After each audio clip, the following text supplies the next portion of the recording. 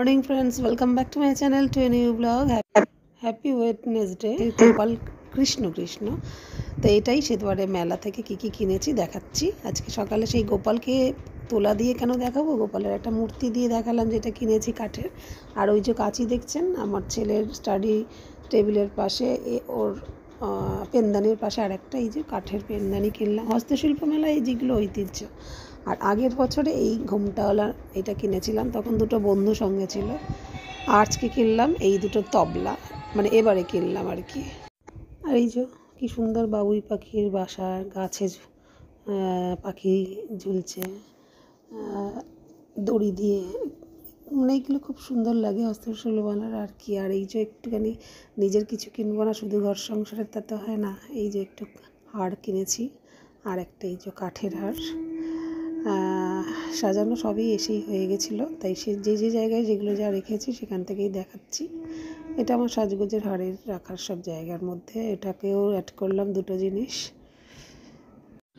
আর সেই যে ঝুড়ি, আগের ব্লগে আপনারা দেখেছেন যে ঝুড়িগুলো নিয়ে কেমন করছিল বাচ্চাগুলো, দেখুন এটা করতে গিয়ে আমার হাত কেটে গেছে ছোটো বাচ্চাগুলো। তো সেই ঝুড়ি একটা নিচে রেখেছি মানে কিচেনের, আর আরেকটা হচ্ছে ওই মানে ঠাকুরের জায়গায় ঝুড়ি। আর এই যে হাতে তৈরির দড়ির মতন কি সুন্দর কালারফুল ম্যাট।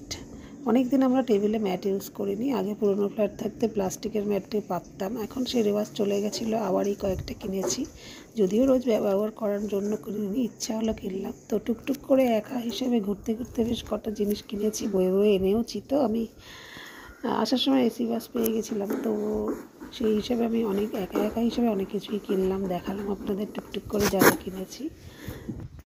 গুড মর্নিং, সুপ্রভাত, রাধে রাধে, হ্যাপি ওয়েডনেসডে। কৃষ্ণ গোবিন্দ হরে মুরারি,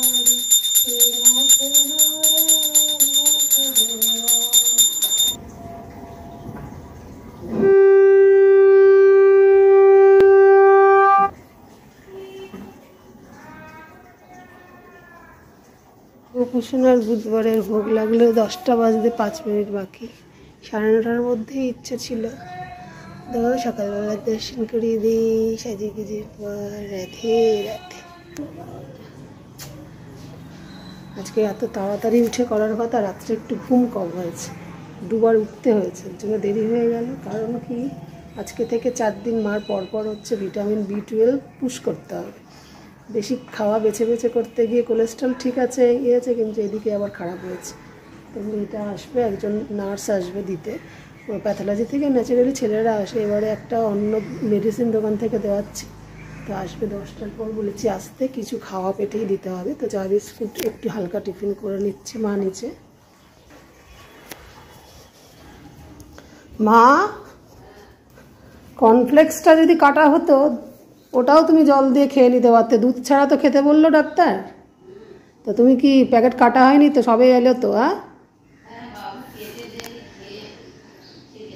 হ্যাঁ, একটু খেলে হালকা চা বিস্কুটের পর, তাহলে আর কি বলবো, খাওয়া পেটটা তো থাকলো কি। ঠিক আছে, হালকা তাহলে মুড়ি টুড়ি হলেও খেয়ে নিয়েছো তো বিস্কিটের সাথে, চায়ের সাথে? হ্যাঁ, মানে বলেছে খালি পেটে এই ইঞ্জেকশনগুলো দেয় না, মোট কথা। আমি তাহলে আসছি, দাঁড়াও। আমার তো 4 টাইম পেরিয়ে যাচ্ছে আবার। মা এই যে থলি নিয়ে নামে, আজকে একটা প্লাস্টিক নিয়ে নেমেছে, ওদিকে মেডিসিন, ওই জিভে দেওয়ার ওষুধটা দিয়েছে একবারও।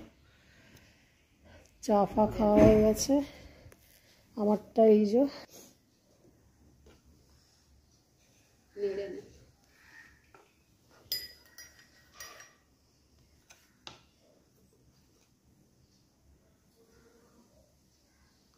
ভিটামিন আজকে থেকে খেয়ে যদি একটুখানি ফিল করে, তবে যে জন্য দেখানো ওয়াকটা তো কমছে, এইটুকু তো বুঝতে হবে যে আমার কমছে।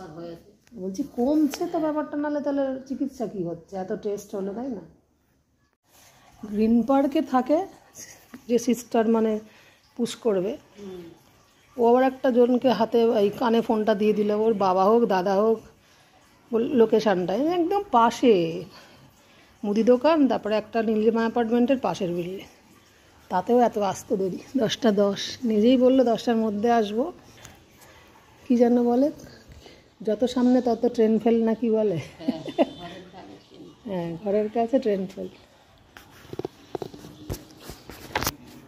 তাহলে ততক্ষণ গোপালের খাবারটা তুলে নি।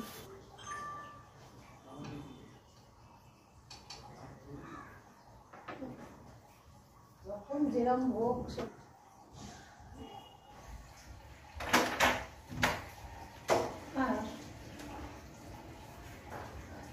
হালকা ফুলকা খেতে বলেছেন বলে আর টিফিন ও ব্রেকফাস্টে বেশি কিছু করেন না।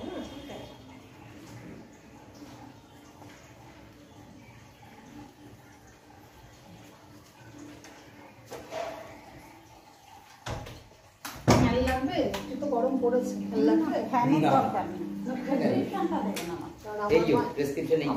আমার মাই চাদর পরে এখনো রয়েছে। এর আগে কোনো ব্লাড নিতে আসলে ছেলেরাই আসতেন, এই প্রথম কোনো লেডি আসলেন। এরপর আর বেশি ভিডিও ক্যাপচার হয়নি। মুচমুচ করে খাও, এতে ঢেলেও নিলে না সুন্দর করে? নিলাম। কোথায় ঢেলে? দুধ খাবে না? মা জল দিয়ে কর্নফ্লেক্স খেতে বলেছে, তাই খাও বাবা। ফ্যানটাকে অফ করে যাওনি কেন? মা জাননীর এখন পায়ে বলছি, হাতে ব্যথা। আমি যাই, এতক্ষণ ওষুধ বুঝিয়ে দিলাম মাকে ভালো করে। আজকে থেকে সব আর বেশি দিনের ওষুধ নেই, এবার ইঞ্জেকশানগুলো পুশ করে ভিটামিনগুলো ঢুকুক ভেতরে, তারপর তুমি হাঁটতে যাবে। আবার এই মাসের শেষে 25 তারিখ, 20-25-এর পরে গাইনোটা দেখাতে যাবো। এবার উনি যদি বলে ইউরোলজিস্ট দেখাতে, তাহলে দেখিয়ে দেবো। আর গাইনো তো আমার ওই দিকটা তো ওই ফ্ল্যাটের ওখানে জানাই আছে। আর তার আগে একবার ভাবছি আমি একা গিয়ে ওই হাসানবাবুর সাথে একবার রিপোর্টগুলো দিয়ে দেখাবো। হ্যাঁ, যে আপনি পাঠিয়েছিলেন গ্যাস্ট্রোলজার, এই বেরিয়েছে। মনে হয় যেন এই তো পুরাতে দিয়ে দিলাম, এক্ষুনি হয়ে যাবে। কিন্তু এই যে মাখো ছাড়াও কেউ ছড়িয়ে এইসব রাখলে তখন কোনো ব্যাপার না। পেঁয়াজ টমেটো কাটো, ধনেপাতা দিয়ে মাখো। রুটি তো কেনা রেডি, সেই মনে হয় 9টা 9:30টায় দিয়ে গেল। আমি তখন গোপালের পুজো করছি।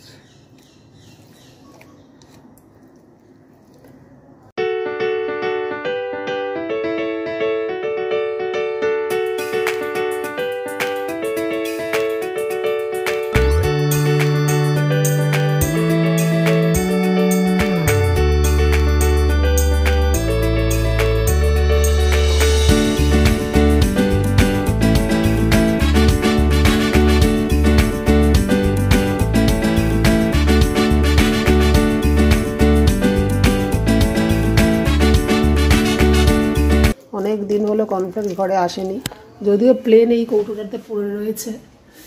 প্লেনটা তো কলা ছাড়া কেউ খাবে না, এই স্ট্রবেরি ফ্লেভার আর বেনানা হানি এইসব ফ্লেভারেরগুলোই খায় বেশি। আর আমি দুধ দিয়ে এত বেলায় খাবো না, আমি খাবো বেগুন পোড়া রুটি বেলা 11টার 15। ছেলে পড়তে চলে গেছে, মার ইঞ্জেকশন হয়ে খাইয়ে দিয়েছি। যে যার সব আজকে একা একা খেয়ে এখন ফোনে কথা হচ্ছে, মাকে সবাই ফোন করছে। মার কি হয়েছে কাউকে কিছু আমি না জানিয়েই সব ট্রিটমেন্ট চলছে, ঠাকুরের ইচ্ছা মা ভালোর দিকে হচ্ছে। কিন্তু আমি ব্লগ করি বলে ব্লগে সব দেখছে, যারা ভালোবাসে ফোন করছে। ফোন করলে মনটা তার ভালো থাকে। কতদিন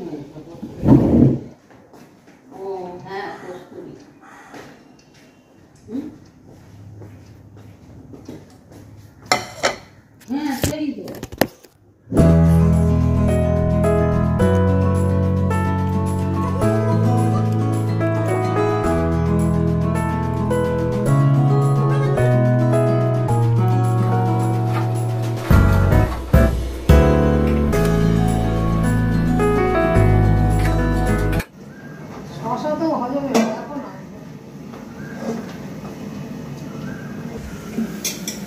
কালকে বললে বেশ হলো না।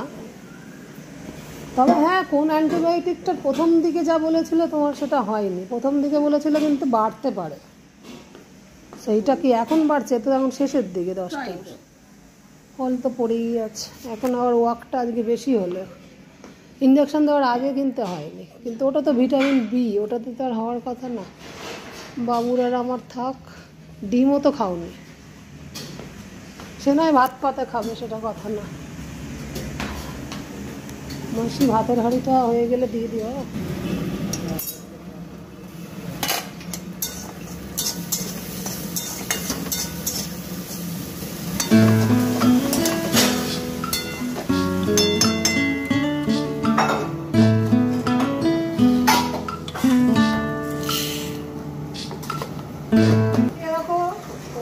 হলে ওর গন্ধ, পাতিলেবুর গন্ধটা শুকতো, আর শশাটায় নুন দিয়ে একটু খাও, দেখো ভালো হয়ে যাবে, মুখ ছেড়ে যাবে।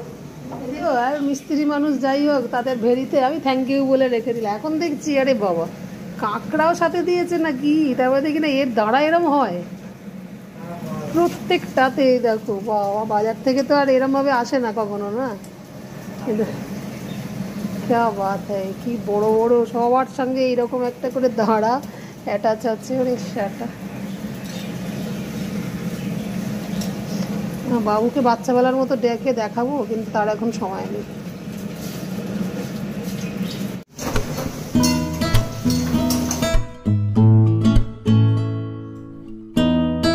মাছ কাটতে পারি না, তাও আজকে কি অবস্থায় ছিল আমি দেখো পরিচ্ছন্ন করে দিলাম।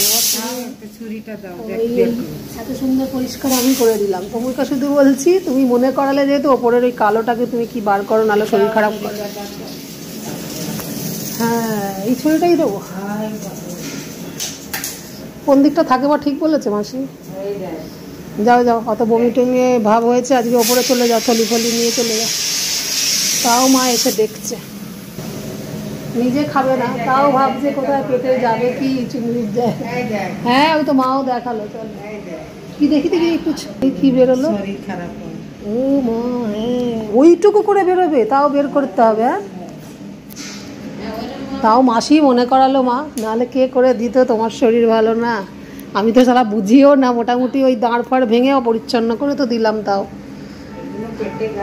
আমি ওই ধুতাম, কড়া মালাইকারি করতাম, তুমি মনে করালে বাসন মাজতে মাজতে। তাই ভালো থাকতে তারা পরিষ্কার করে নিশ্চয়ই দেয়, বলে বাজারওয়ালারা। আর এই তো একজনকে ভালোবেসে ভেরির মাল দিতে এলো। রঙের মিস্ত্রি নাকি, ভাগ্যিস তুমি ছিলে মাসে।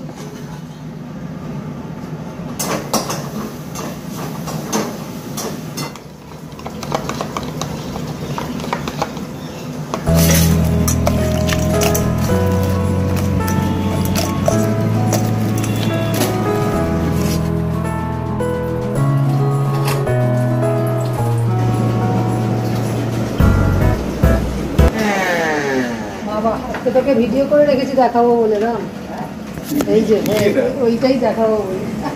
এবার ফেলে দাও, যেগুলো অনেকজন বড় বড় দাঁড় এইরকম করে দাঁড় করিয়েছি, দেখছি এই দিক দিয়ে এরকম। হ্যাঁ, প্লাস্টিকের ভেতরে দেখতে পাচ্ছি, তার মধ্যে দুটো কাঁকড়া দিয়েছে, দু চারটে হয়তো ভেতর থেকে বেরোবে, কাঁকড়া ভেবেছি। তারপরে দেখি এইটার এই রকমের পাশ দিয়ে এরকম বড় বড়। আমরা তো কখনো বাজার থেকে আসলে ওরকম দেখা যায় না, এ তো কারোর ভেরির জিনিস দিতে এসেছিল, তাই দেখাও বলেই রাখা। এবার মাসি ফেলে দাও বলে বাবুকে দেখাই বলে কি করবে।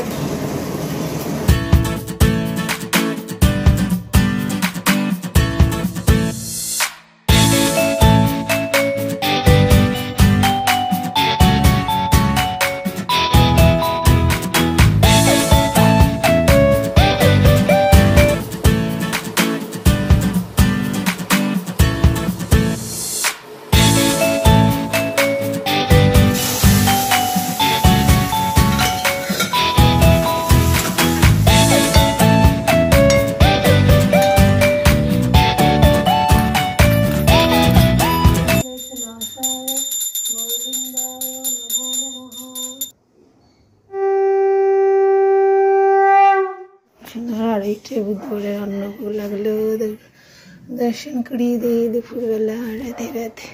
গোপাল আসার আগে যেমন আমি ঠাকুর মন্দির সব সামলাতাম, তারপর গোপাল আসার পর থেকে ও টাইমিংয়ে আমাকে মন্দিরটা ছাড়তে পারতো না বলে আমি সন্ধ্যেবেলাই করি। তো এখন ওর কোমরে ব্যথা, বেল্ট পরা ছিল, এখন বেল্টটা দেখতে পাচ্ছেন না। ও কি বলতে এলো না নমঘা করতে এলো জানি না। তো দুপুরবেলায় আমি দেবদেবীদেরটাও সেরে নিচ্ছি, সন্ধ্যেবেলায় ওই জন্য আর বেশি টাইম লাগবে না।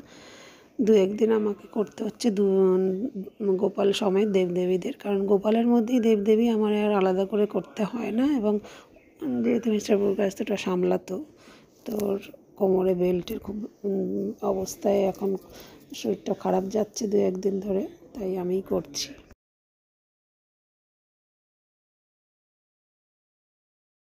মাসি আসার সময় মনে করে আনতো। বেগুন মাখাটা রয়েই যাবে ওবেলা। বাবা কত কত দিয়েছে, দিদা নিজে বেড়েছে, ভাবা যায়। লাউ ডালটা খাওয়াবে, ঘুরি নাও তো। আর বাবু চিংড়ির মালাইকারিটা মনে হচ্ছে ধরে বসেছে, সবটা খাবে।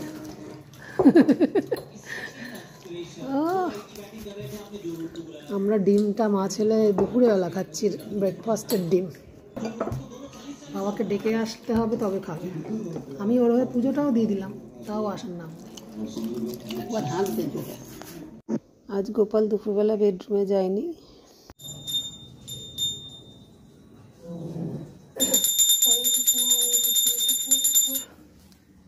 6:30টায় বুধবারের সন্ধ্যাবেলার ভোগ লাগলো। সন্ধ্যের দর্শন করি দি, রাধে রাধে।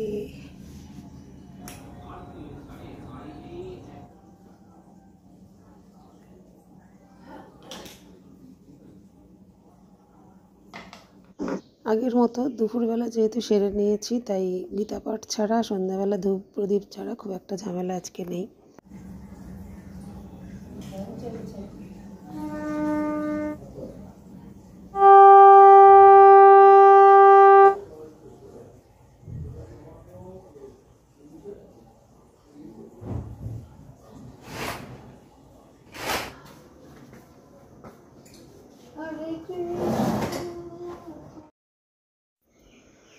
তো মুড়ি মাখা আর চা এই চলছে সন্ধ্যাবেলা। আর আমার ব্লগে যেটা দেখতে পান, কোথাও না বেরোনোর থাকলে সন্ধ্যের পরেই তারপরে রাতের পর্ব দিয়ে আমার ব্লগটা শেষ হয়, তো সেটাই হতে চলেছে।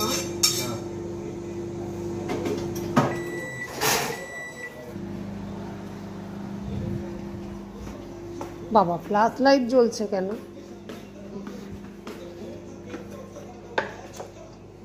দিদাকে লেবু দিয়েছি দেখতো না, ডালটা সামনে নিয়ে না। আমি এত খাবো না ডাল। ঠিক আছে ঠিক আছে, না লেবুটা না, এত ওয়াক আপ করছো লেবুই। ভাত তুমি খেলে না বলে তাই, নাহলে ভাত আজকে এবেলা খেতাম না, দুধ গরম করতে দিয়েছি। এত মাথা। তাই তো ডাক্তারবাবুকে বলার জন্য যে আপনার গ্যাস্ট্রোলজির ডক্টর তো ফোন যে যেই ওষুধটা ভমিটিংয়ে, ওটা বন্ধ করতে, আর 5 দিনে কাজে বন্ধই হয়ে যায়। উনি ইউরোলজিস্ট দেখাতে বলছেন, আর গাইনো তো বলেছিলেন। ইউরোলজিস্টটা কোথায়, আপনি ওইটাকেও গ্যাস্ট্রোলজিরও সাজেস্ট করেছিলেন, তাহলে এটাও করে দিন, আর রিপোর্টগুলো একটু দেখে নিন। এইটুকু দেখতে কি আর উনি ভিজিট নেবেন নাকি আবার 1000 টাকা? সে ওই যে লাইন দিয়ে গরম করেছিস? হ্যাঁ, আপু সকালেরটা কোথায় ধারে, মানে 3টে রুটি ছিল। তো আজকের মতো আমাদের খাওয়া বক বক দিয়েই যেমন ডিনার পর্বে শেষ করি। দেখা হচ্ছে নেক্সট দিন একটা নতুন ব্লগ নিয়ে।